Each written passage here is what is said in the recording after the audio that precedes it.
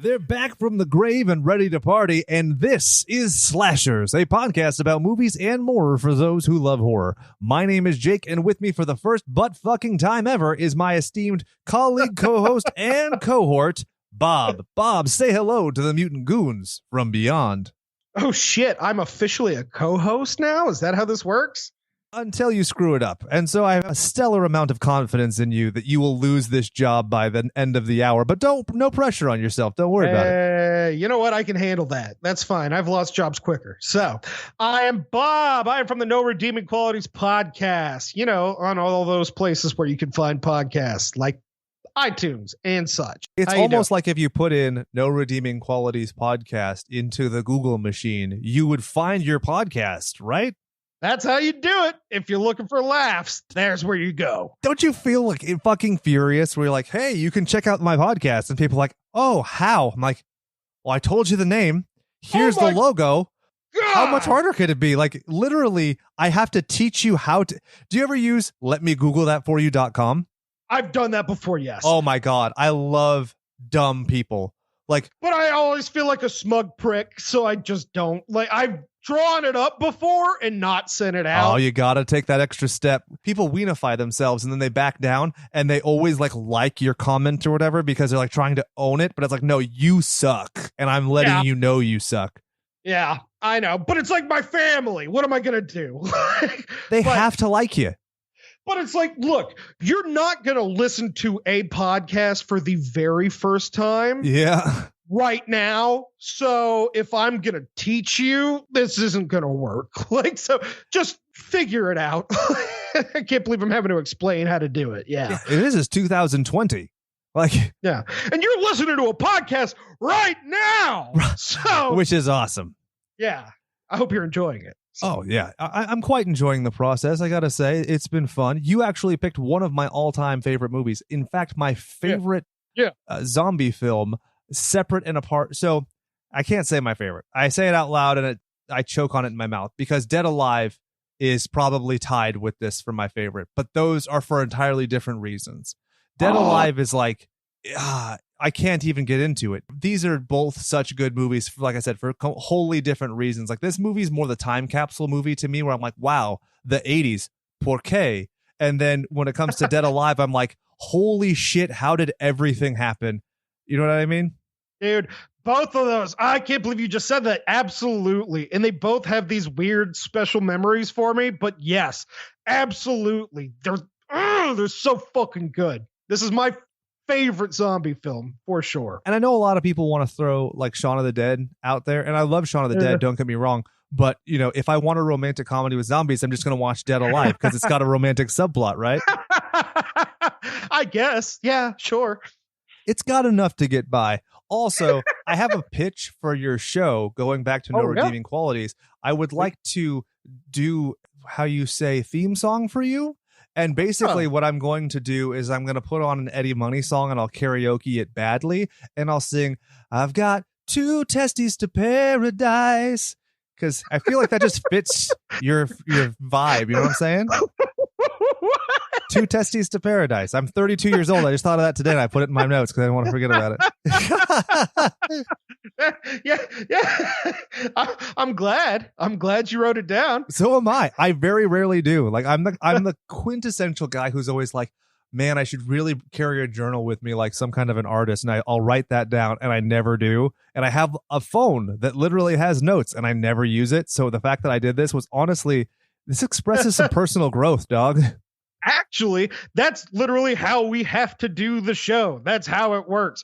And like, I kind of have to explain it sometimes. Well, I don't have to, but I do explain. It's almost like writing a brand new stand-up set every week. Oh, yeah. Like, it's all week long. I'm just driving or doing work and going, fuck, gotta write that down and then bring it up on the show the next week. And so I keep a running notepad on my phone, and I've gone through... I think I'm on notebook 4, where it just gets so long that I get tired of scrolling down every week that I'm like, fuck it, and then move on to the next one. There you go. So, and you guys are on an episode, I think by the time this comes out, you guys will have done 150. So congratulations. That's a huge milestone. Thank you so much. We were going to have a weird big old party like we did for the last one, except now we're in the middle of a global viral pandemic. So did you expect that to happen in your lifetime? Because I didn't. No.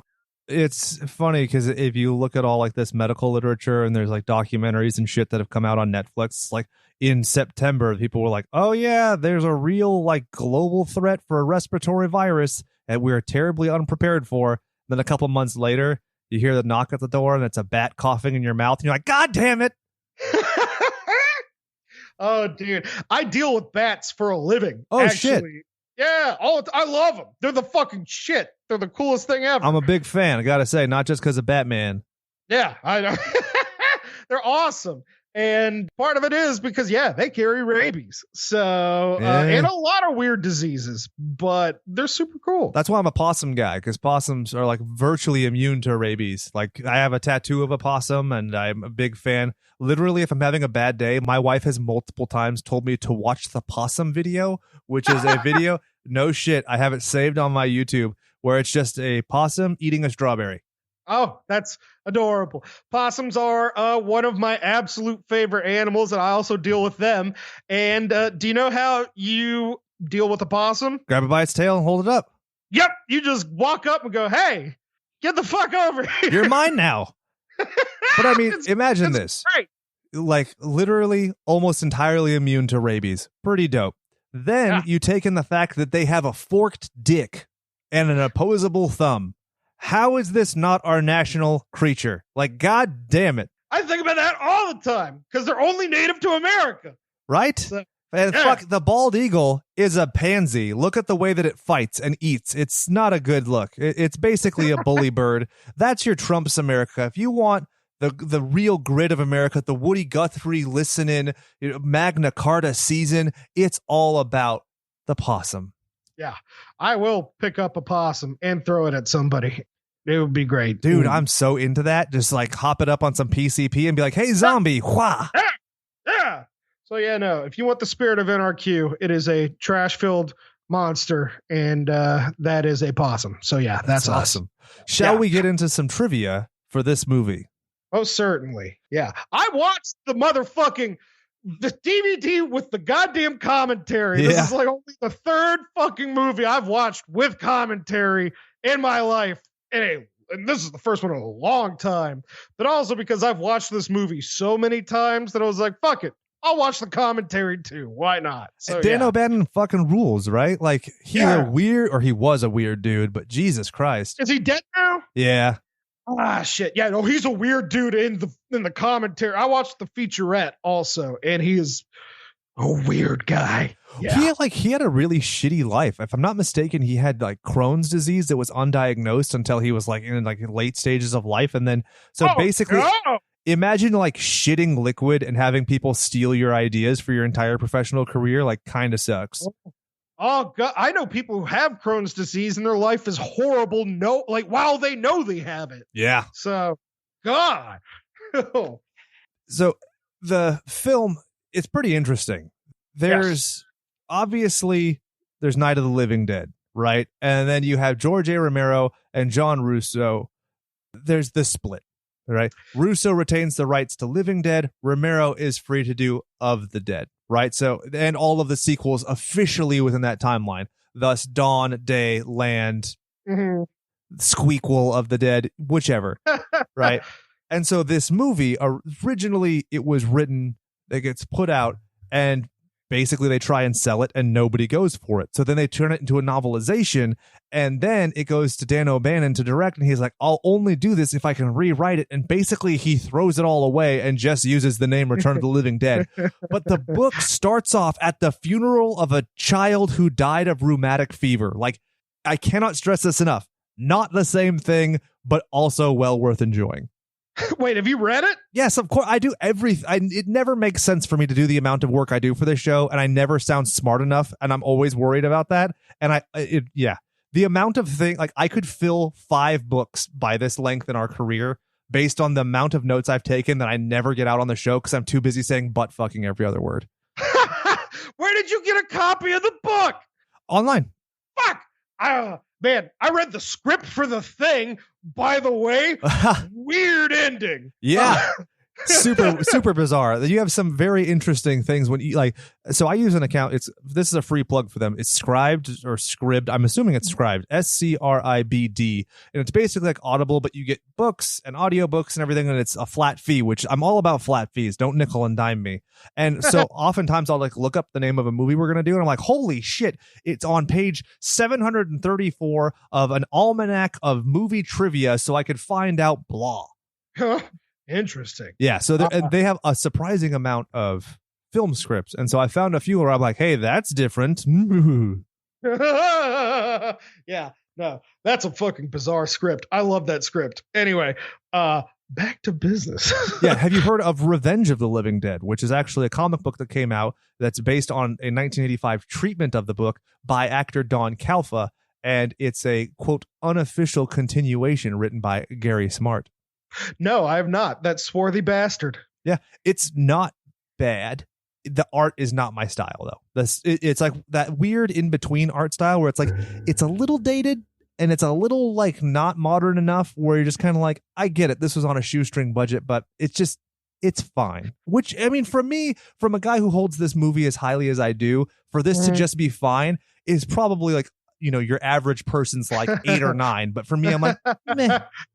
Yeah, I'm so particular about my art when it comes to the comic books. Like, if I don't like the art, I'll just toss it away. Like, yeah. I can't. Yeah. Well, I've talked about it many a time. Like, I've never read Preacher, and people have always been like, "Oh my God, you gotta read Preacher. I'm gonna put this preacher's dick in my mouth." And I'm like, no, Steve Dillon is the worst artist ever. Like, I would rather look at art drawn by the human embodiment of a swastika than Steve Dillon, because his art is that terrible. I cannot compromise on this fact. All right, works for me. Yeah. Also, weird thing, Don Calfa, that is not his hair color at all. Yeah, right. He's a swarthy motherfucker. He looks like me. He looks like a Mediterranean Greek motherfucker. So, olive-skinned, beautiful bastard. And he had a mustache. Did you hear about this? He walks into the audition with a big, thick, juicy mustache, and Dan O'Bannon looks at him. He goes, "You know, I just didn't see the character having a mustache." And Calfa goes, "It's gone. Oh, it's gone." And you mean you'll pay me? Fuck yeah, I'll shave. Apparently, he'd been cultivating this juicy, great mustache for years. He's like, man. "Oh, it's gone, baby. It's gone."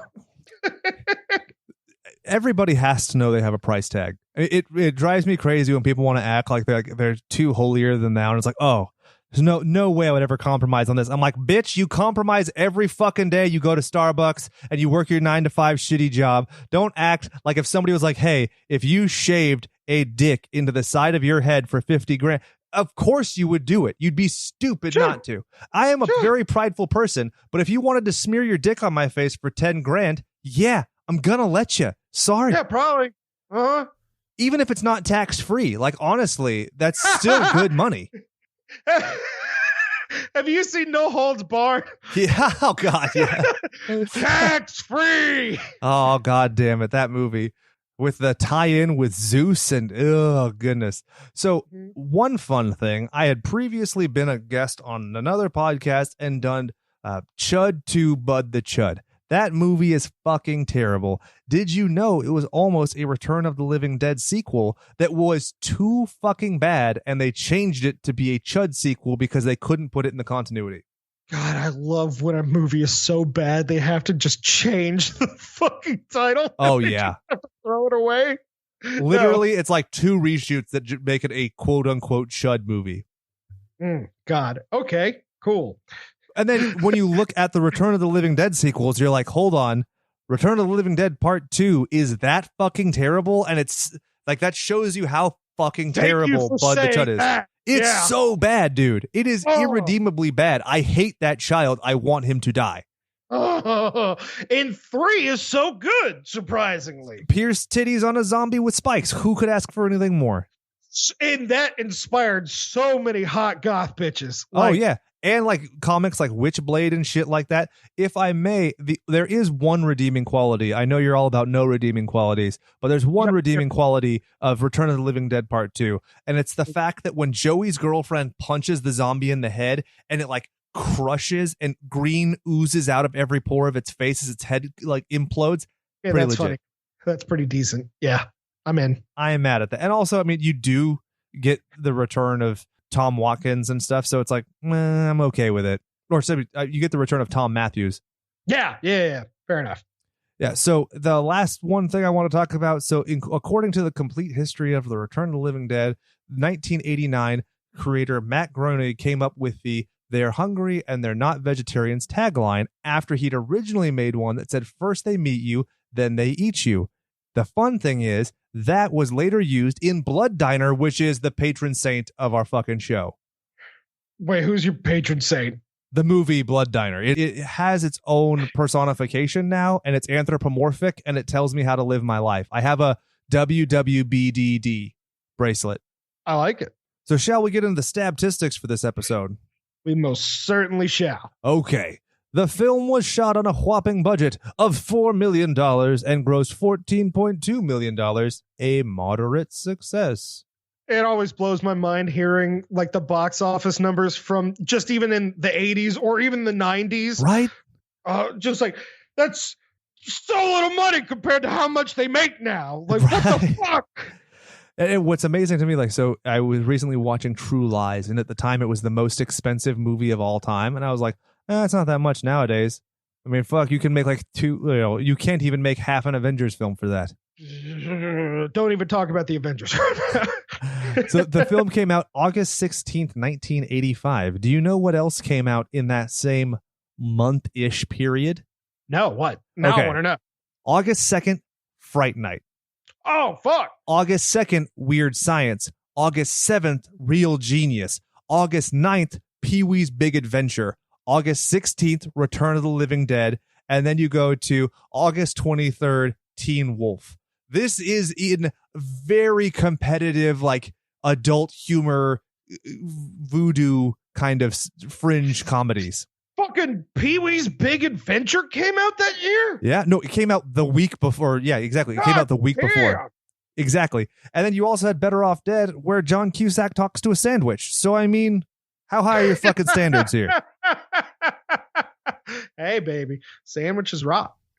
And then a little over a month later, you had Commando, where you have Arnold Schwarzenegger blowing up a fucking building with one Claymore mine. And then a couple weeks later, you had Reanimator. Like, this year fucking rules.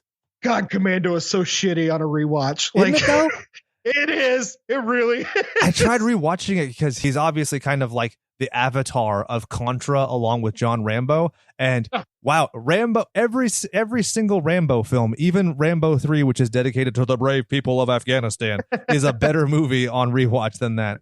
Dude, Commando, it's because it was so early in his career. That's what it is. Yeah. Like it's just so early in his career that it just wasn't of enough of a budget of a film. That's exactly. All.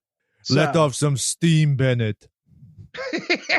One thing I will say, if you are having too big of a rock hard boner in going through this year, don't worry, because A Nightmare on Elm Street 2, Freddy's Revenge came out, and that will soften you up so you can get right hard again the next week for Once Bitten, which you see what I mean? There's a lot of these like kind of cheeky fucking, PG-13 plus movies.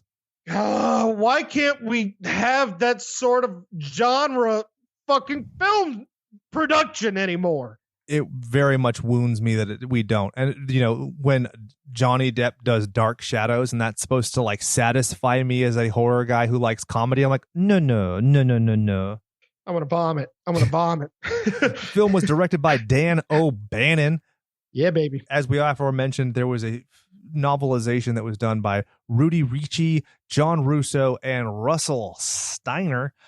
So when O'Bannon came on, he obviously rewrote the script. So Dan O'Bannon, if you don't know Dan, he's basically the guy who allegedly John Carpenter ripped off to like have a career, because they both worked together on a film called Dark Star, which is awesome. And so O'Bannon goes off and does Alien, which is super tits. he ends up getting ousted from the project because he's kind of crazy, like we mentioned, but whatever. Did he write Alien? So he gets the story credit, and then I think it's Ron Shusett who actually got the quote-unquote writing credit. Yeah, he does have the writing credit. So he did. Yeah. And apparently Ridley Scott looked at the no, it was George Lucas apparently. So Dan O'Bannon worked a little with Star Wars, correct, and based on his work on Dark Star. Again, like one of these things where it's like this one thing he did at USC Film School defined his life.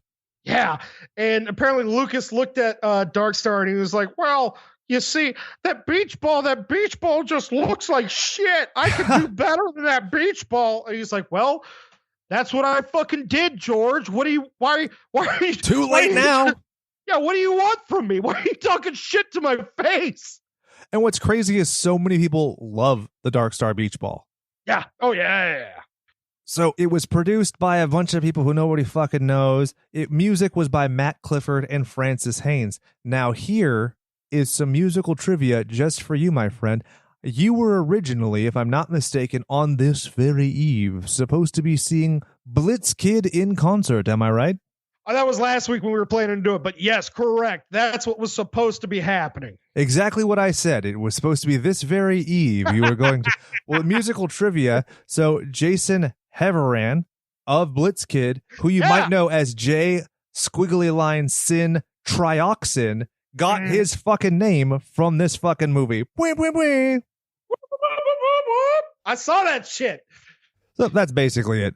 Then I don't really have anything else. Like, the music is good, but it's not standout. No, for this film? It's good. It's not like anything that's going to change my... okay, I'm talking about the original musical score, not the songs that are in it.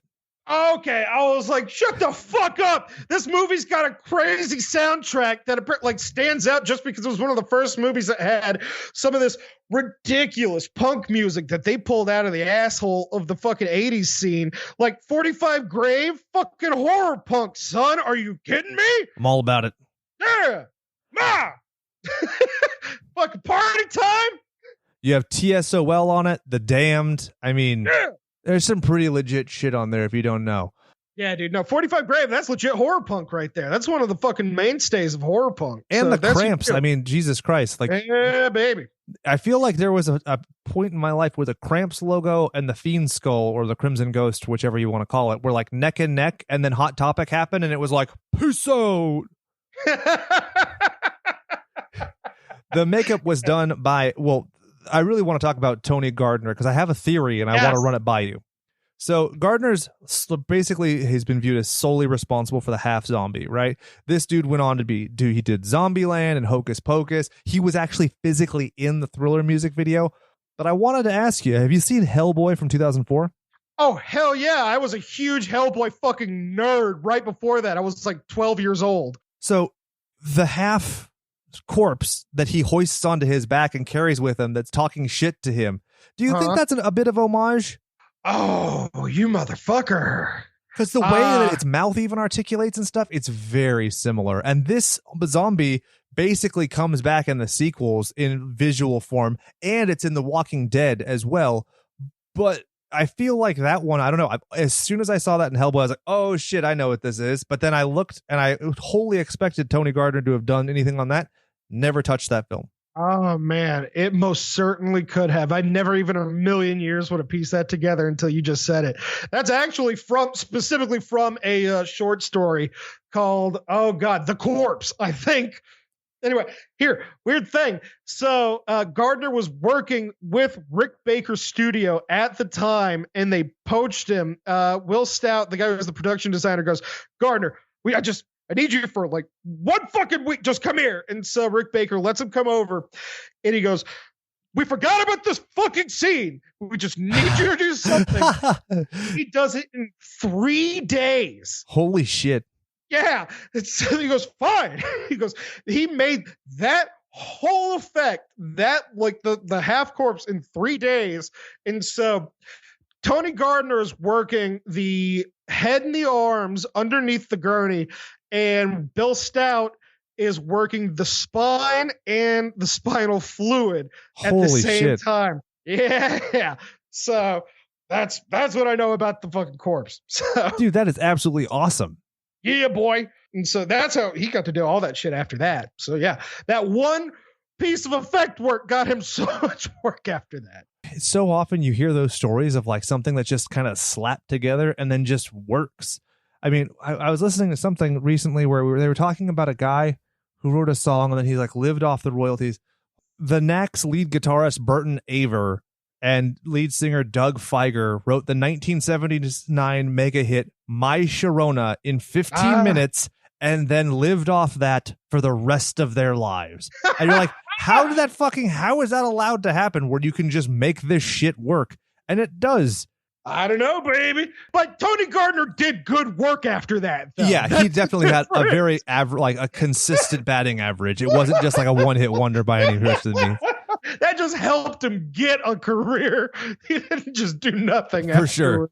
He didn't sit there with his thumb up his ass being like, I wonder how I did that. Give me some more statistics. So then basically that's it. We want to get into nicknames? Oh, okay. Wait. So I do want to talk about some of the weird shit. Like, this is the first movie to establish the idea of zombies eating brains specifically. And they give you a mode and method for the madness. The idea being that it's going to stop temporarily the pain of rotting. Yes. Like, I don't even know any other movies that talk about zombies eating brains after this. Yeah, but basically everything is brains. You see it on, I mean, even my hat for this movie on the underside of the bill, it has brains written on it. Like it's synonymous. We all know as just an archetypal concept, zombies eat brains, right? Like that's, exactly. We all know it. And it comes from this fucking movie, but I can't think, can you think of another movie that even mentions it? Specific, like, no, because a lot of it's just flesh.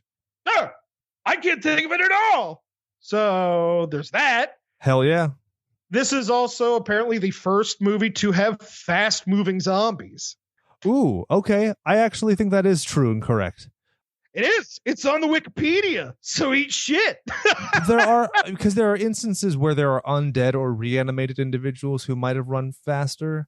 But the fact is that these are specifically zombies. You know, Bannon talks about it. He said that the producers fought him so hard. They wanted them to be these shambling, stumbling, lumbering zombies. Oh, yeah. And he's like, no, I want them to be running because it's an actual threat. And they fought him tooth and nail. And he said, no, I will not have it. And so he's the very first to have running zombies or fast moving zombies. So. And it works super well. Like it's very fun because it still keeps its cheekiness. It's not 28 Days Later fast zombies, and it's not fucking World War Z zombies. Oh Jesus, yeah, I got tired just watching those things move around. Like fuck that noise. Which of all fucking things you've ever read, Max fucking Brooks? Yeah, Max Brooks's Zombie Survival Guide or World War Z. Yeah, he's very specifically has slow moving zombies. Yeah, and so here's some talking about like the concept of zombism in the context of this movie. Who's the only character in the film who uses the word zombie? Oh shit. It's fun because it's only used in reference to Night of the Living Dead and not to anything that happens. You son of a bitch. So it's Thom Matthews as Freddy. He specifically talks about zombies when Frank is telling him about Night of the Living Dead, and he says like zombies trying to take over the world. That's the direct quote. Because it came to mind when you have Spider throughout the whole rest of the fucking movie, Miguel A. Núñez, he always says corpses, and I'm like, it just sounds so obtuse. Like it sounds even weirder. Like in Night of the Living Dead, they don't call them zombies; they call them ghouls. And so I can treat those things as like synonymous. Like a ghoul and a zombie to me are the same thing. But corpse, I was like, ugh, that just sounds weird. Yeah. Yeah, well, zombie is technically like a voodoo term. Right? Like, isn't that weird? Yeah. Also, this was the first to they established that killing or destroying the brain does not kill the fucking zombie. I love it so much. I know. Like, think about how terrifying it is. And also, there's a serious like moral implication the idea of like what it is that's making them alive. Like, is it trioxin or is it something else? Because here's an interesting argument. When they are incinerated in the crematorium, are they dead or are their ashes still sentient? God, like they're fucking atoms. Right? Because if the brain is destroyed, it's still animated tissue. The arms are still animated. So even on a cellular level, is there like a certain degree of life? And is there consciousness? They're talking and thinking and rotting and horrible, like in pain. And God, that pickaxe going through the skull and brain of that zombie and into the fucking concrete. Is that just not the most intense and satisfying and just ridiculous? The pickaxe is a metaphor for my erection. These butt fucking zombies. You had Clu Gulager as Bert Wilson. Last fucking minute choice. He was not at all in the running, and then they just kind of bring him, and he's delightful. He did not predominantly do horror until very late in his career, but because he has these like whimsical eyebrows and silly expressions, like basically that's how he gets his work, and he does a killer job as Bert. Like he's really good at being like, he always has his own interests at heart, no matter what's happening, and it articulates with every single word and gesture he does. What a weird name, Clue. But yeah, absolutely, 100%. Now, have you heard about any of the trouble with him on set? No. Okay, so the stuff that I knew about for sure was that apparently he was reckless and violent whenever it came to the pipe wrench that he had, like the lead pipe. To the point that they had to take it away from him and replace it with a plastic one. And he got upset because they kept on doing it. And he kept on asking the prop department, he's like, where's my goddamn pipe? He's like, I don't know. We just kept losing it. Here's the rubber one.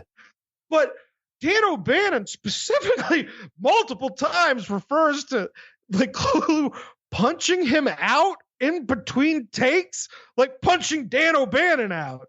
Like, and he's like, but, you know, it was just worth it in the end because it just gave such a good performance. Wow. I don't know why, though. He doesn't explain it. He just says that Clu Gulager punched him out in between takes multiple times. That's insanity. Because I knew that he went into the film thinking it was straight. Like, very famously, he talked about, like, when he showed up on set, he's like, nobody talked to me about the scenes we were doing. I guess they were just afraid of me. Like, he clearly had like a very big ego about himself, and basically was like, nobody told me this was supposed to be funny at all, which just shows like the degree of character acting and overacting he did, which is kind of bizarre. But I didn't know he was that violent sociopath. It makes me wonder if he was like Robert Shaw drunk on Jaws. Like, I have no idea. So, and I did know that he had said that Dan O'Bannon, I think it was, he didn't know his own ass in terms of like how they were doing it. So it definitely makes sense that it would rise to that level. As far as nicknames go, I was just going to call him Eyebrows because those things, I mean, he's like a goddamn owl with those things. Oh, yeah. I just called Spider Squiggles the whole time. Oh, it's perfect. Because of his Jerry curls, who, by the way, is Puerto Rican. He is not a black man, but Dan O'Bannon decided to just go with it and call him a black man. Yep. And Mr. Mendez was totally fine with it. That's his last name, right? Núñez.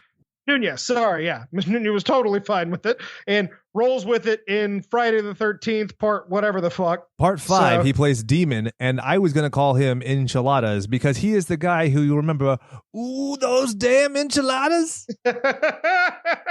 Did you know that this dude was fucking homeless when he got cast in this film? No. Talk about a life changer, right? Oh, man. Also, that is a weave. He has short hair. Oh, he's a fake and a fraud. He's a lying bastard. Can we talk about Don Calfa? I know you have notes on him being a secret Nazi. I have notes on him being a secret Nazi. Not the actor. Let's talk about the Nazi. Yeah, not Don himself, but rather the character Ernie Kaltenbrunner. Yes. Okay. So you go for it. So he was in Weekend at Bernie's, which is fucking awesome to be in a movie like that, and then a movie like this. A little fun, reanimating the dead in different ways. But he actually wanted to be Colonel Peck in Return of the Living Dead 3, but then he couldn't. And he wanted to be Doc Mandel in Return of the Living Dead 2, but then he didn't get cast. So, Return of the Living Dead 2 was fine for Thom Matthews and for Frank Karen to come back, but not for Don Calfa because reasons. And then basically he's just a Nazi. And Dan O'Bannon completely says in the commentary, yes, he was supposed to be escaped Nazi. Like, that is awesome in the sense that it's my whole life I was like, this is very specific, but there's no payoff to it. And for him to say that, I was like, oh fuck, it makes perfect sense. Yes. And it took me I watched it I watched this movie for the first time when I was 13 years old because perfect age. Oh, right. I know. I was in Houston had this incredibly large Halloween store that was run by what used to be a theater company family called Frankel. And every Halloween, that sort of, they would just blow the place up. And there was a life-size statue of the Tar Man that they were selling for $1,300. So rad. And so I was blown the fuck away. And my dad explained to me what it was and what it was from. And so I was like, well, I now have to see this. And so years later, I started noticing the Luger and everything else and just pieced it together before the internet was even that easily searchable. And the fact he's listening to the song Panzer Rollen in Afrika vor. That's what kind of tipped me off after I realized he was listening to German music. And so I was just like, holy shit. Yeah, he's a Nazi. And there's Ava Braun on the wall. Right? Yes. And he refers to the rain as ein betrunken Soldat, which is a drunk soldier falling down, which I was like, in German. What are some German soldiers I might be familiar with of that era? Oh, man. There's something else. Apparently, there's a picture of Nixon and Spyro Agnew in the basement or something like that. I don't know. I've noticed that one. That's pretty rad. Yeah. I was just like, wait, why? Why was that a weird little Easter egg you decided to put in there? That's something O'Bannon talked about. Okay. It was weird. I was recently watching a documentary on the Reanimator, and Stuart Gordon had a shirt and it said Adolf Hitler World Tour. And basically on the back, it had all of the places that the Nazis had conquested in the year by it. And I was like, the 80s were different. Freddy's jacket. Freddy's jacket on the back says fuck you, right? Or does it? Television version? That's a pretty great rib, right? I didn't know that. I didn't know that until I was watching the fucking commentary. Yeah, and actually, if you watch, so years and years ago, wasn't the first time I'd seen this movie, but it was one that I remembered. This film was on Monster Vision. Joe Bob Briggs actually had Linnea Quigley on, if I'm not mistaken, and that's where I noticed the television version on the jacket. So, are we going to talk about Miss fucking Crotch? I don't even know what are you going to call her? So apparently I've seen so many quotes of it, quote, featureless Barbie doll prosthetic, but I've never actually seen the quote upon which it's drawn from. I call it the prosthetic vagina. Linnea Quigley plays Trash. She's completely naked, and if you look, she has no vaginal cleft. She actually doesn't have pubic hair. Originally, the plan was just that she'd have a plume of pubic hair, which would kind of get you around the whole labia minora, majora, whatever. And so she basically had to wear it's like a thong with a rubber piece on it that was glued on to get around censorship, even though it was an R-rated film. So myself as a teenage boy was just kind of like, what is this underwear device that you have just ripped off of yourself? I didn't know what that was, that you can just rip off the middle of your underpants. Oh, yeah. But I also just assumed that she just had a really low placed vagina, and I just couldn't zoom in on my I wasn't gonna stare at the television that closely, so I was just like, whatever, it's just not high definition enough. Oh yeah, I've been there. It's And it's just low place. So I never questioned it. You're watching the static and you're like, is that a nipple on the Spice Channel? Correct. And so I just never questioned it. I was just like, all right, it's just a very well-kept vagina, well tucked in there. Which is very antithetical to her character. Yes, the hair up top is very well manicured, but if you truly don't care that much, I mean, I guess it does make sense because she's showing off her vagina so much, so why not? I guess it is in character. I take that back. Did you know that she passed the LAPD written portion of the exam to be a police officer and was like, nah, fuck that. I'm going to show my featureless Barbie doll prosthetic vagina on camera instead. I mean, why wouldn't you? Like, yeah. Absolutely. I follow her on Instagram. She's delightful, isn't she? Absolutely. She's showing the substances that she took in the 80s just on like her face now. But yeah, like she's a great lady. I like her a lot. She said, quote, I like to play tough girls because they're so different from who I am. It's really boring to play good, nice girl. That's too much like my real personality. And she actually went on to talk about like if she was a scream queen from the olden times, she would have just fainted in every movie.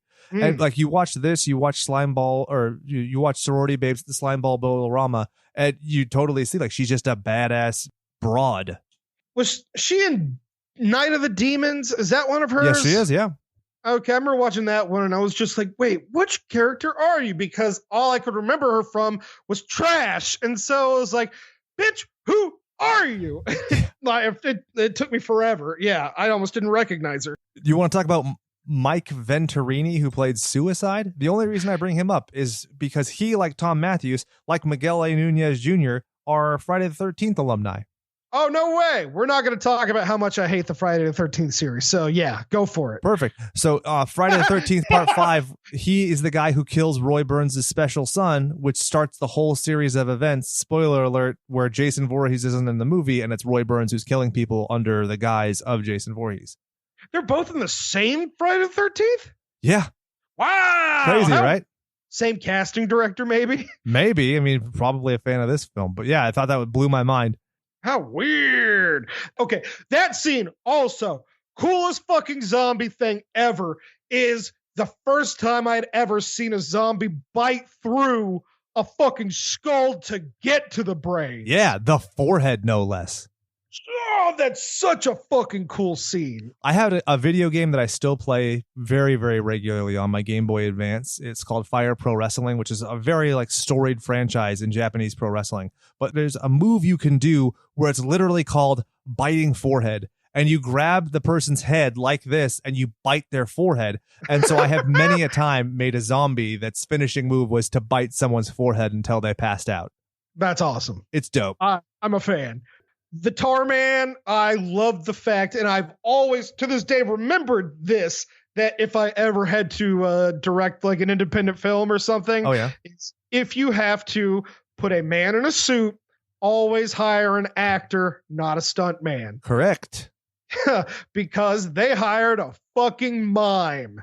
Who's legit as shit. Like, legitimately, he is a puppeteer, so he completely understands what he's doing. He's part of the Henson Improv Company. He was on Muppets Tonight, Unhappily Ever After, Greg the Bunny. He was in Monkey Bone. Oh, and if you want to know his real horror street cred, he played Johnny Paste in Timmy the Tooth, motherfucker.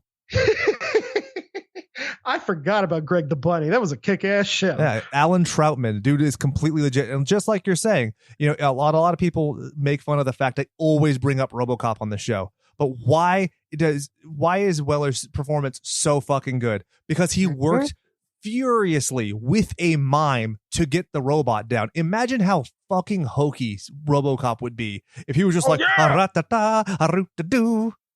So the last thing I want to talk about is Cherry Davis, who does the voice of the half zombie. Do you know what other famous, I'll even give you a hint. What famous bird did she voice in Who Framed Roger Rabbit? Tweety Bird? Ha ha ha ha ha. Oh, what? Woody Woodpecker. So there you go. That's the trivia. Everybody always, this movie has been reviewed through all hell, but you come to Slashers for the absurd trivia that Jake had to pull out of his ass last minute. There you go. Shall we get into the slay-by-play? Yes. The film starts out I love fake disclaimers. I love it in Blood Diner. I love it in Driller Kill. Well, Driller Killers is just a disclaimer. Yeah, I guess Driller Killer works too. Whatever. The events portrayed in this film are all true. The names are real, and people are real at organizations. Ugh. Mm-hmm. It's hokey, but it's great. I love it so much. It's better than like Blair Witch. I still to this day have not seen Blair Witch. Yeah. I want to watch it. I don't know why. So it's just been built up too much. Like if you go into it thinking of it like as a comedy, it's real fun. So do you like the Unita medical supply? It's like kind of like Acme, almost in the slapstickiness. That's real. I love it though. Unita. No, that's a real company. I know, but that's what's funny. Like, damn it. You're not telling me anything I don't already know. I just think it's fucking hilarious where it's like, hey, you need you need a prosthetic vagina? Well, you go to Unita. You need a split dog. Yeah, yes. Right? Jesus, that's just an uncomfortable scene. We start off July 3rd, 1984 at 5:30 p.m. Eastern Daylight Time. Mm-hmm. We do. And you got Frank training Freddy. He's clearly playing with the kid. You know, he's taking the kid's naivete where he's just eager and excited and kind of a chucklehead. And so he's talking about how he thinks there's a skeleton farm in India and how he's talking about all these other things. And I really think it's super funny. Like, I have been that guy who brings in the new hire and just kind of keeps saying shit and they just accept it. I once convinced somebody that the fake nacho cheese that you get at like ball games and like the tray was cow shit from cows that they fed extra lactose to make their milk more pure. What? Yes. What? Who would believe that? A dumb person who worked for me. So this movie, like, I got that from the character Frank in terms of just like the maliciousness of fucking around. The skeletons coming from India thing, by the way, was real, and they stopped after this movie came out. It's for sure, dude.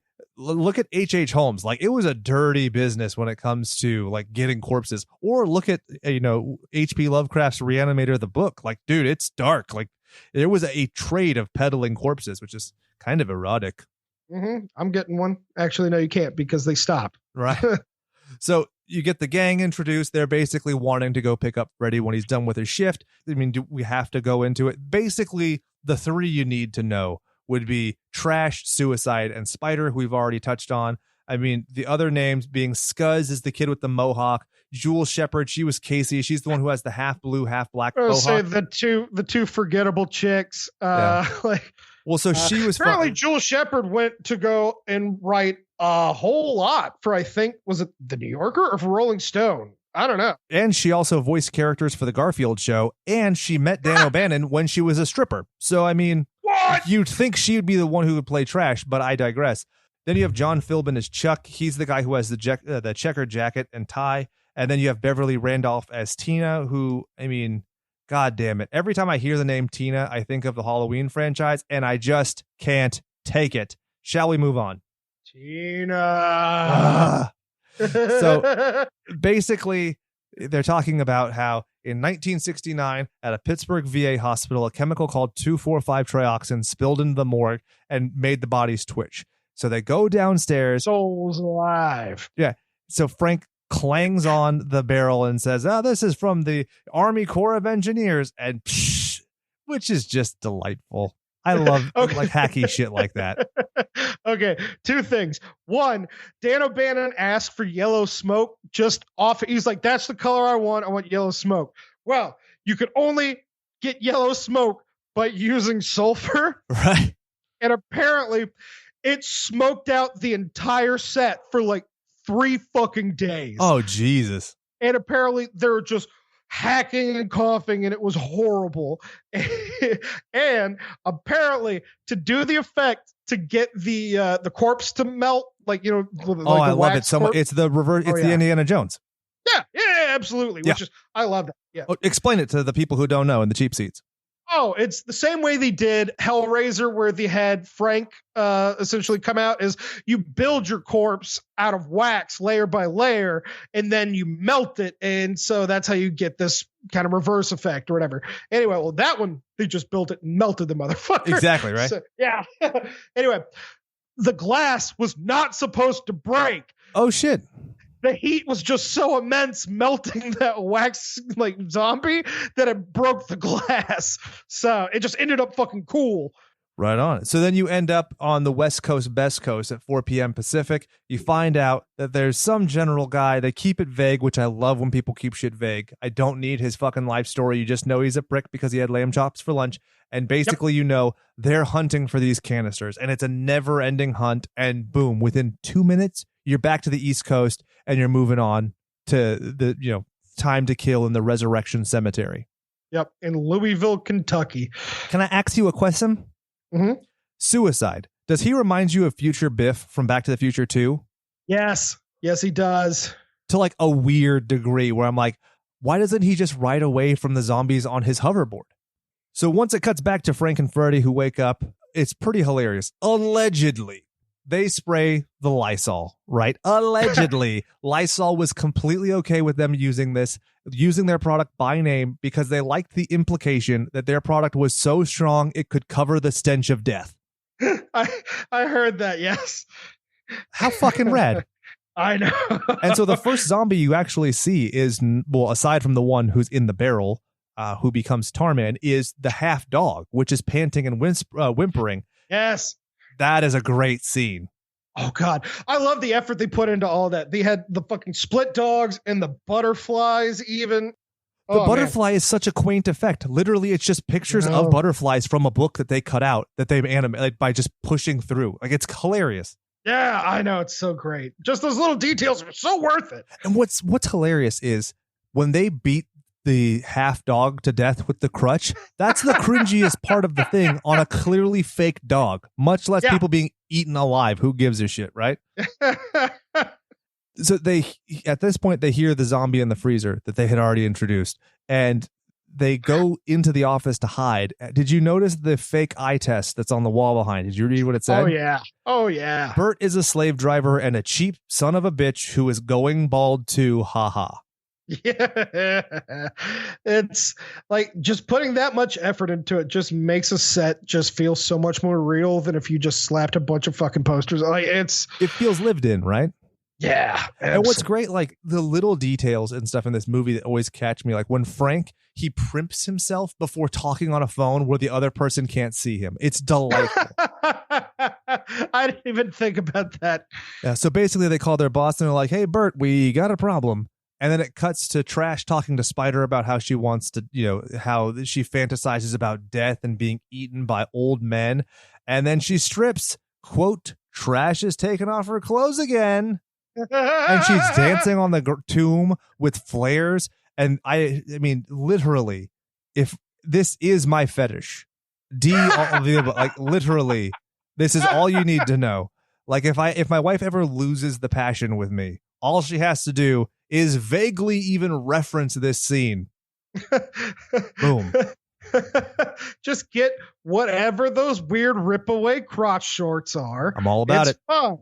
Yes, I'm into it. And a red flat top is really what I'm looking for. Yeah, that is a weird haircut. That is very Wolverine-esque if you look at it. Right? If you made it like white, it could totally fit on the set of Golden Girls.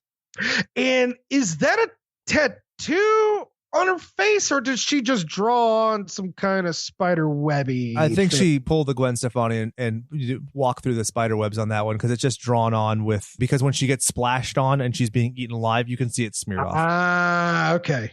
I've analyzed her face a lot because I want to lick it.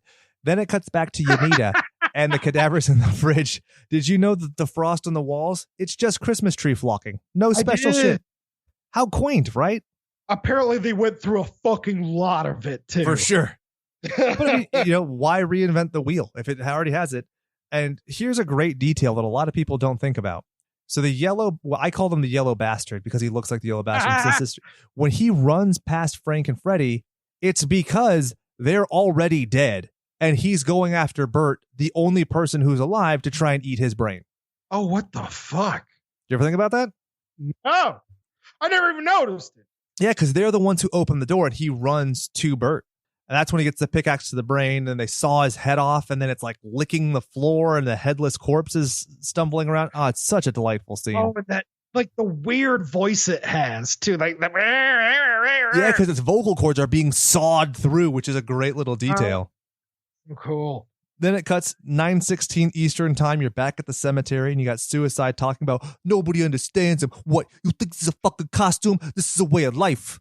Okay, where does that fucking accent come from? Don't care. Louisville, Kentucky. That's the point, bro. It's the fact that he fucking sucks and he's a loser like scum punk. And so many fucking posers I knew growing up that this was them, man. Like, how many kids you knew who had a Dead Kennedy shirt who'd never even fucking listened to Jello? Like, come on, bro. Like, it blows my fucking mind. Like, to me, if you were to call me a poser, that's worse than calling me a cunt. Like, literally, that is like the worst thing you could call me. And like, that is so much of what Suicide is. It is fucking perfect. It's like, that scene is so hateable. Yeah, I'm not mad at it. I think it's absolutely perfect. Absolutely. Yeah, no, he's a sack of shit. It's great. Like, it evokes, and like, you're rooting for him to die in a great way. He has this delusion of grandeur where he's like sacrificing for them. And it's like, what have you done? Yeah. Like, you drove a car. I do want his fucking haircut though. Yeah. The reverse Rufio where instead of red, it's bald. Okay, no, but for years after seeing this film, I did want his piercing with the chain from the ear to the lip. I was 13 years old. Oh, so there you go. For like 3 years, I did want that like fucking chain from the ear to my lip. And then you were like, that's hazardous. No. Yeah, it's exactly. Thank you. Somebody no, sir. Grab that very easily. And what's great is as he's doing this, right, he's like ranting. There is a naked woman rubbing his crotch, and he couldn't care less because he has to have a pity party because reasons. It is so perfect. Because yeah, exactly. Absolutely. It's such a despicable display of self. It's so upsetting. And so this is where the friends see Freddy going into the crematorium, and then you cut to Ernie's embalming. And dude, the bloating and the bruising effects on that corpse are great. And did you notice when he turns off the machine, the fluid stops moving in it? Like, little subtle details that are just super on point in this. Like, it's really well done. And when he's explaining like the rigor mortis and stuff, like, I love this scene because it's so like accurate. And then it has a huge payoff later with Freddy. Mm-hmm. That blood pool makeup, last minute and done by Dan O'Bannon himself. No shit. Yes, it wasn't even on that extra in the scene at all when they first started shooting. Dan O'Bannon said, "Hold the fuck up, we need something extra," and did that makeup himself on that big blood pool spot on that guy's stomach. Which that shows you like this dude was so legit. Like, he built stuff. Like, he was very hands on, and you can just look at the set design and stuff for Dark Star. Like, it speaks for itself. Need I say more? But I digress. So this is where they come in with the wheelbarrow with the corpses, and they claim that they are rabid weasels. And of course I hear that, and I think of Weird Al's song Albuquerque. Completely tangential, but we'll go with it. Or the punk band, the Screeching Weasels. Yes. There you go, right? And so Ernie is like immediately likable. And he even becomes even more likable, despite the fact that he's like a closet Nazi, in the fact that he's like, I'm not going to burn these animals alive, but I'll shoot them. Like my Luger. Right? Like, he's nice and like, I'm not going to make these animals suffer, but like, I totally have to shoot them though, right? And so I think that's hilarious. I know. It is great. Ernie's the best. Like, he's the best character in this movie, pretty much. Yeah, I would honestly watch a movie just about him. Like, when they do the reveal of the body parts, like, great music, when it rips his pant leg and he's sitting there like trembling. Like, it's good because it's a believable performance that's comedic. It's not ridiculous in like the sense of like, nobody does that. Like, you know, when people do like Tex Avery eyes, like, oh, wooga, when a hot woman walks on set, you're like, no, go back, do it again.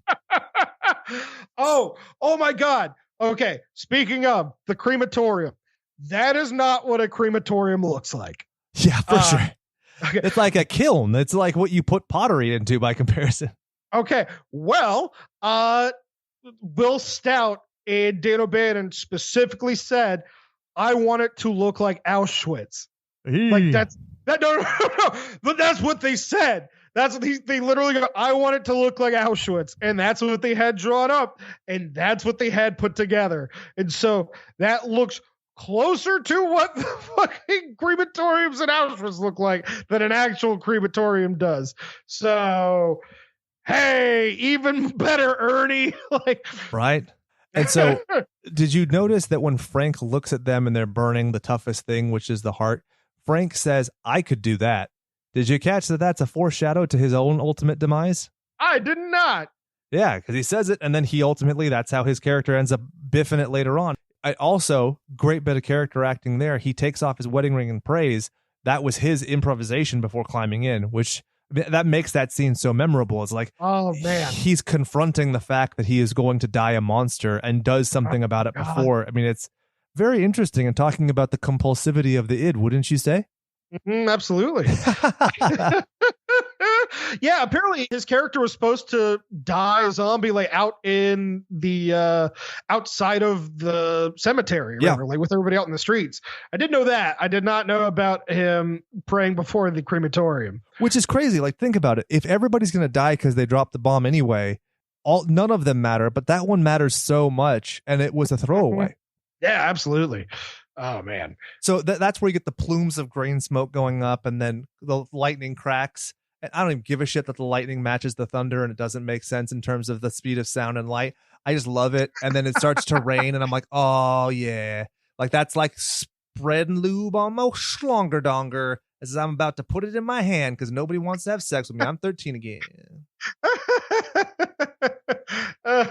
Oh, Christ. They had so many fucking Los Angeles, goofy-ass California problems trying to film this movie, by the way. Oh, yeah, because it never rains ever? Yes. You motherfuckers, I'm so glad I don't have to deal with your goofy bullshit and that I live in, actual America with, plants and things and not in like a desert that has to pump in its own water. Because that's what they had to do for this movie because they're trying to film in fucking Appalachia, technically. So, yeah. He said he essentially had to learn the entire, he had to become a plumber and learn the entire, mechanics of rain machines for this fucking movie. And so, yeah. They had to bring grass in, plant grass, grow grass, and make it work for this film. Isn't that insane? Fuck that. As a prissy little vegan boy, I also have to say, did you know how they make the fake rain show up on screen? Milk, right? Yeah, a little bit of milk. And you could see it in the movie. Definitely you could see where it has it and where it doesn't. And it's very interesting when you know those things. And also, if you look at foreground and background, there are plenty of times where there's no water in the background at all. And you're just like, all right, well, fuck it. Because that's not what I'm supposed to look at. I'm supposed to be looking at a guy eating a brain. Does that make you upset? No, Are you I love upset it. about the milk? Are you upset about the milk? No, fuck no. Are you mad that they put milk in that rain? No. They should just use almond milk. Oh, excuse me, almond beverage, because the dairy industry is you want to call me a fucking snowflake? What? What's the matter with you? I can't call almond milk? Huh? Your mom calls my schlong. I was going to say that my sperm juice is called milk, but that's gross. So Tina goes back to the Unita factory, and this is where you get the tar man, and there's a great scene where she falls through the stairs and he comes around, and what's great is the continuity. When they go back to that basement later, that stair is broken. It's really good little things like that I'm sure a lot of people wouldn't even think about, but just having Spider say, oh, watch out, is great. Mm-hmm. This is ultimately where Suicide gets his fucking head chomped. Oh my God. Okay, the zombie knows how to work a fucking winch. It's so cool chains. to rip the doors off. Yes, of the locker. The fuck? It's I awesome. Can't believe it. That terrified me. That actually scared the shit out of me because I was like, when I was young, I was like, what the fuck is it doing using tools and things? This is not supposed to happen. Right? That's one of the things that I love about I Am Legend in both the book and the movie. With the Will Smith movie, obviously not Omega Man or the other, but the point being, Omega Man's awesome. Steve McQueen's the shit. It's good, but my point is being outsmarted and having an adversary who is somewhat intellectual versus just I'm going to keep walking into the same wall. I love that little edge. Fair enough. Well, because just like you're saying, if I'm in a zombie movie and it's Night of the Living Dead, all I'm going to do is jump up on the highest thing nearby, and it's just going to not climb. It's not coordinated enough. But in this, they'll just cut down whatever it is I'm on, and I die. Send more paramedics. Yeah. Send more cops. I'm all about that, dude. That's so clever. And there are a few different hardcore songs that are based off that, which I think are fucking great. Yeah. Oh, yeah. There's a fuck ton. So when the zombies are rising back at Resurrection Cemetery, have you ever noticed that the one that, like, the skull that has eyelids that's kind of terrifying? Yes. Have you ever noticed the dowel in its mouth when it opens? I have. It's so cute though. Like, I love it. Like, especially because that was one of those Easter eggs things, or not Easter eggs, just one of the details I found on my own. And then I saw other people and I had like this bullshit sense of camaraderie over the internet like 10 years ago. And I was like, oh, see, I'm not alone in this world. But in truth, I'm always alone. So Bill Stout said that when they showed him that, like, after, during production, he was like, oh, great, awesome. So that's your rough production design. Cool. I can't wait until you show me the finished product. And that's got to hurt the soul. They were like, oh no, that's it. He was just like, oh no. That was the one that he was really looking forward to. And they told him that. He was like, oh, Jesus fucking Christ. I'm all about it. Some bad schlock is all I ever need in life to be happy. But that's when you get fucking 45 Grave Party Time, one of the best fucking horror book songs ever. So absolutely. I'm born on Halloween. I play that song fucking every Halloween to kick off the day. I'm not kidding. There you go. And this is what the scene, that's obviously the music that Trash gets eaten to when she falls in the puddle. And it's good because she's complaining about how her skin's burning and she doesn't have shoes, so she can't keep up. So it's an organic thing that she's isolated from the rest of the group. She falls in the mud, and it's just such a great vision to see her swarmed. You don't even need the gore, because just the concept, because it's a callback to her earlier, deepest, like, sensual desire and the being careful what you wish for, it works. Oh, no, this isn't her sensual desire. This is her biggest fear. Well, you fantasize about death. Okay. That's what I mean. It's this weird sadism. I totally understand what you're saying. It's like this blend of both. Hey, she's being ripped apart by a bunch of old men. Well, but is she? Because she comes back as a fucking blue demon lady with a vagina. Okay, we'll talk about that when she comes back. So, because with I her got fucking questions. Forehead brow that's even more mongoloid than my own. Yes. I got questions. So this is where you get the paramedics who go and they test them and they're like, oh shit, like, you guys are dead. And then they go back to the car and they get eaten. Did you know that some of the zombies on this film made extra money for volunteering to eat calf brains, which Dan O'Bannon did himself because he was like, nah, fuck that. I can't make you do something I wouldn't do myself. That is legitimate AF-ement. Yeah, baby. No, that's super fucking cool. I thought that was so awesome. Also, that scene, that explanation of, like, you are obviously alive, like, you're talking to us, but your pulse are I thought that was such a cool fucking, like, scene in this movie that just never happens in any of the other zombie films. Like, right? It's an actual explanation of death, but obviously you are conscious, that I just really appreciate in this movie so much more. Yeah, it's just that extra step to, like, explain the differences between death and, like, living. Well, and it's humanizing to them as characters, because think about even characters like Sean's mom in Shaun of the Dead. She instantly goes from Barbara to a monster, nothing. And it's kind of sad, but whatever. But when Freddy is on the floor screaming in agony because rigor mortis is setting in, dude, like, I feel for that character so much more. And it's because he's human all the way up until he's not. Yep, absolutely. Poor Freddy. Yeah, it's a bad one. So this is where you find out that our new paramedics arrive. They get swarmed. Scuzz is bitten by the half zombie. Then they drag her in. And this is where they do an interrogation with a corpse with its spinal cord kind of gyrating at them in a sensual motion, wouldn't you say? It looks like a penis. Yep. And so basically this is where, like we said, she talks about the pain of rotting and everything. And again, it's like one of those things where now Freddy and Frank are aware of the fate that behold, like, that's what's happening. The only, like, reprieve they're gonna have is the brains of people who are alive. Like, that's really interesting.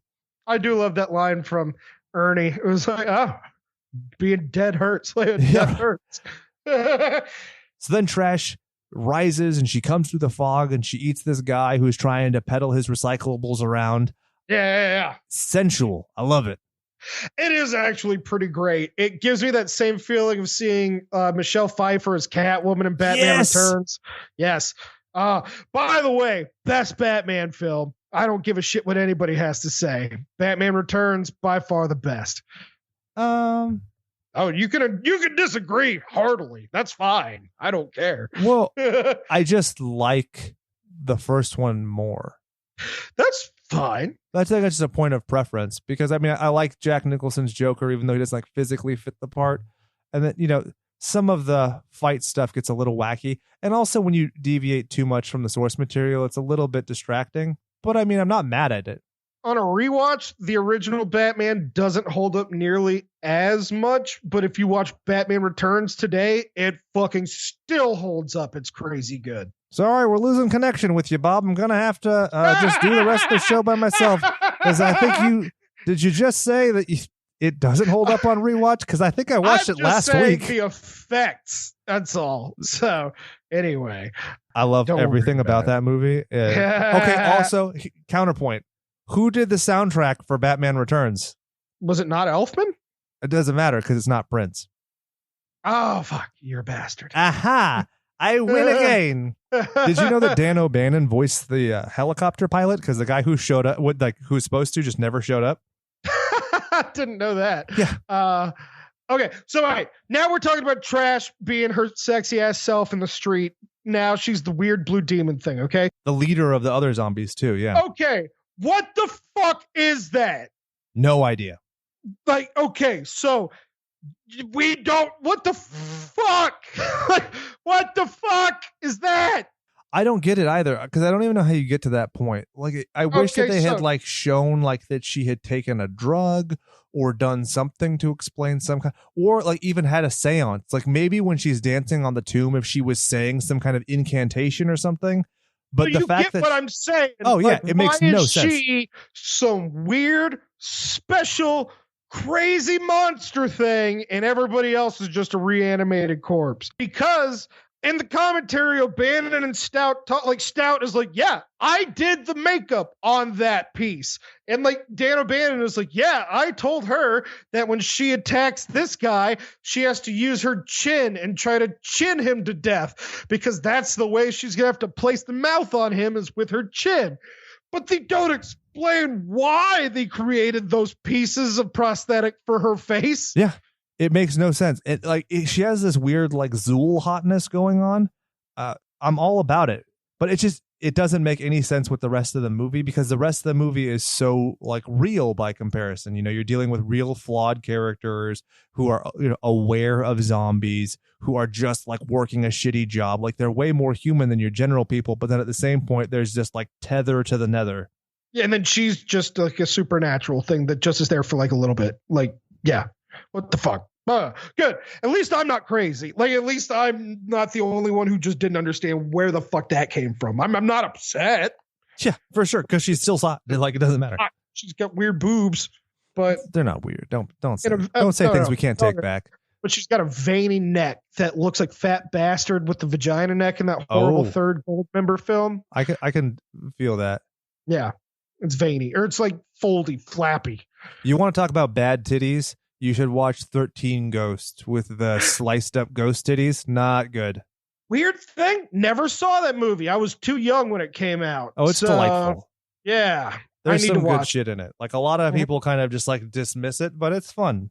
I've heard it's great. I don't know why. Anyway.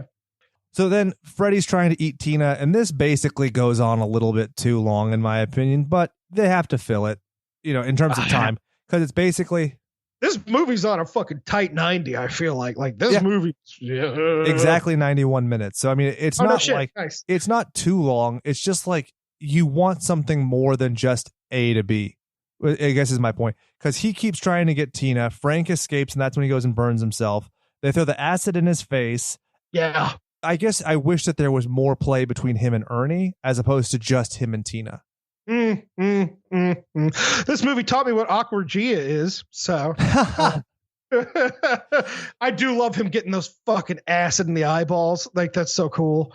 Yeah, he looks like the original Emperor, if you've ever seen the original cut of Empire Strikes Back. Oh, with the monkey? Yep. Or which they reference. Everybody is like talks all this shit about how the Last Jedi, or what is it, Ride of Skywalker, how they like bastardized the source material. It's like, oh wait, You mean they have a character who's a chimpanzee who fixes his helmet? It's almost like it's a nod to the original vision of the Emperor. Huh.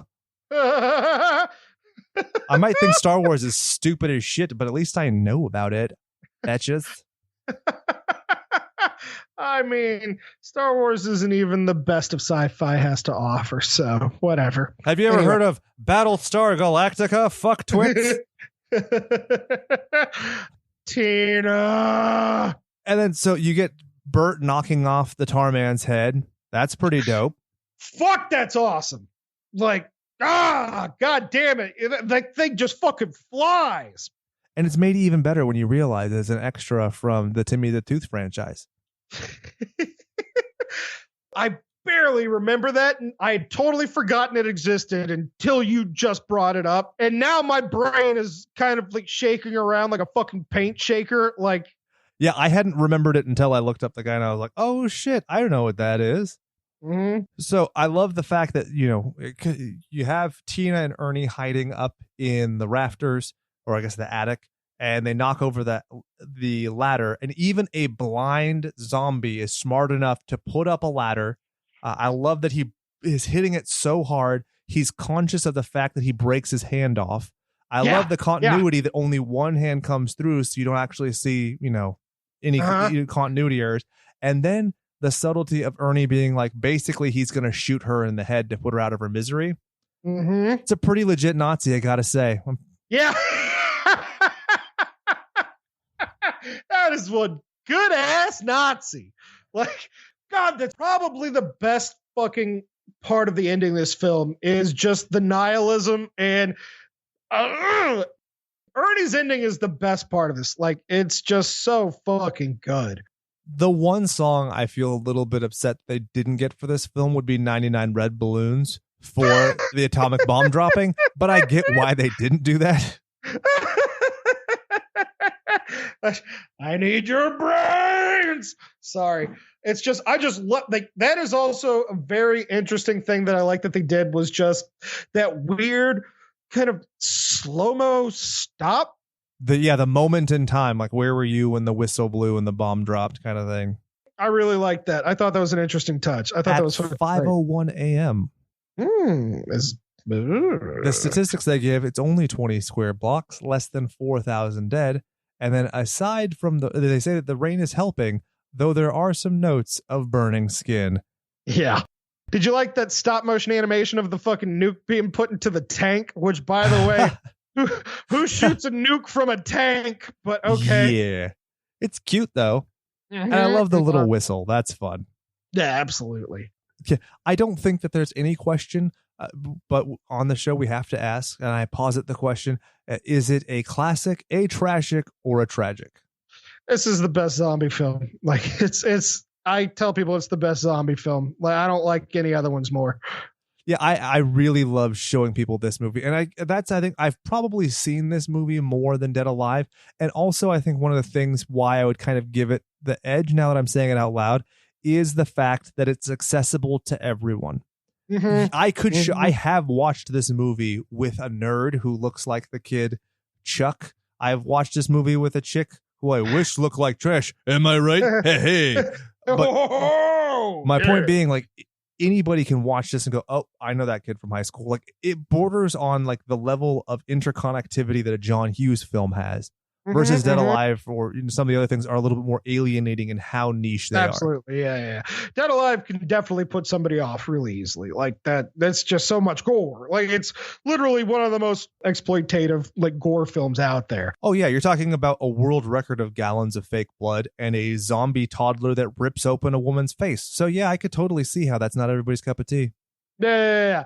No, I intentionally try to show this film to as many people as possible because so many people don't know about this fucking movie. Yeah, or they think it's like something that it's not. They're like, oh, that's like the sequel to Night of the Living Dead. And I'm like, not really at all. And that's the fucking problem, is because the title is a sequel.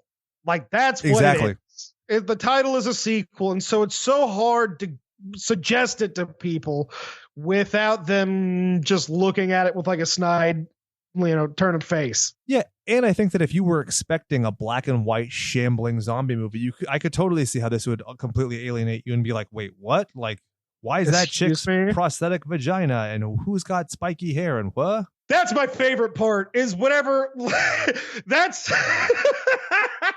when shit hits the fan for people is trash fucking going full nude, like full frontal. People just go, wait a second. That's pulling the fucking brakes on. I love that. And it's always a great juxtaposition because the people in the movie are like, oh, she's at it again, versus people who like, you see it and it's just like, that the meme with the little blonde guy who like blinks a bunch. Like that's the exact reaction my friends have had. Where they're like, wait, hold on. What just happened? Fucking what? Yeah, absolutely. No. And also because this was such a more easy to access, like literally easy to get a hold of film than Dead Alive was. Like Dead Alive, now that, you can get things streaming. Yeah. Before this is fucking find this at a Blockbuster at least. Yeah, exactly. So, it was a treat. Yes. So Big Italian Bob, I think it's time for you to peddle your shit. All right, baby, let's do this thing. So I am from the No Redeeming Qualities podcast. Like I said, we are a comedy duo talking shit up type of podcast. Like if you like the old school shit, like Stern, oh God, I hate fucking saying that, but you get my deal. Well, it gets you in the vein. I mean, you're not like anticipating Martha Stewart, for Christ's sake. Yeah, no, it's just filthy comedy stuff. Like we bring on artists and comedians and like, music groups and that kind of shit. We won an award for an audio drama we did called Wheels of Justice. Oh yeah. Yeah, like everybody loves true crime now, and true crime is such a big fucking deal that you can create a true crime podcast within days, shoot up to the top of fucking podcast charts, like above everybody else. And that bugs us so much that we said, you know what? Fuck this. We will make our own true crime story right now. And we made a satire of a true crime story and made an audio drama where somebody pushed the governor of Texas down the stairs in his wheelchair. Holy shit. And we have to discover who did it. I'm all about this. Yes, it is very self-deprecating, and we get the shit beat out of ourselves by a lot of people in wheelchairs the entire time. So check it out. That's called Wheels of Justice. That's on our stream and everything. So No Redeeming Qualities. You can find us on iTunes and every place you can get fucking podcast, and nrqpodcast.com, NRQ Podcast on Instagram, all of that shit. Awesome. So, Bob, I'd like to say goodbye on your behalf, on my behalf, on behalf of everybody, on behalf of the textile workers in this country out of work who got 4 or 5 kids and can't pay their wages, can't buy food. Hard times are when auto workers are out of work and they tell them go home. Sorry, I was going into Dusty Rhodes' Hard Times promo because I've listened to it 1,000 times during the pandemic as I'm suffering hard times. But we'd like to thank you all sincerely and earnestly for your patronage, your support, whether it's monetary or just auditory. We love you all. Thank you. Stay safe. And I guess in the words of Abraham Lincoln, be excellent to each other and party on, dudes. Slash it up. Oh, and also, my name is Jake. Ronnie, go out there and do something you love and remember. All work and no flower play makes Jack a dull boy. This is where you do the fart sound. Oh.